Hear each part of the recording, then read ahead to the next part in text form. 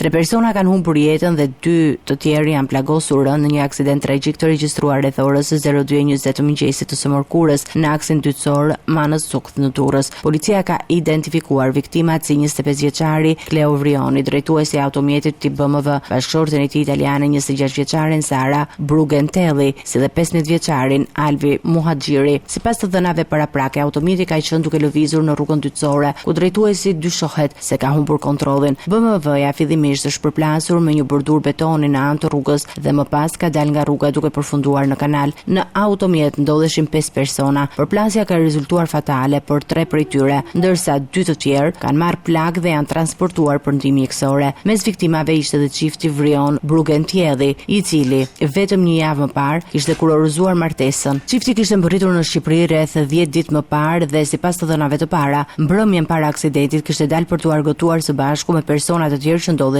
në automjet. Kleo Vrioni prej disa vitesh jetonte në Bergamo të Italisë, ku ishte njohur me Sarën. Një javë pas martesës së tyre, udhëtimi në Shqipëri u kthye në tragjedi për çiftin. Të plagosur kanë mbetur edhe 25 vjeçari Reisi Vrioni, kushëriri i Kleos, dhe 16 vjeçari Klevis Dervishi. Të dy u dërguan në spitalin e traumës në Tiranë. Gjendja e 16 vjeçarit raportohet e rëndë, ndërsa 25 vjeçari është jashtë rrezikut për jetën. Në vendngjarje kanë mbërritur grupi hetimor dhe shërbimet e policisë rrugore, të cilat po punojnë për të përcaktuar shkaqet e aksidentit. Shpejtësia me cilën dyshohet se po udhtonte BMW-ja dhe humbja e kontrollit nga drejtuesit janë ndër pistat kryesore të hetimit. Në vëmendje është edhe infrastruktura e segmentit ku ndodhi përplasja, pasi bëhet fjalë për një rrugë pa ndriçim.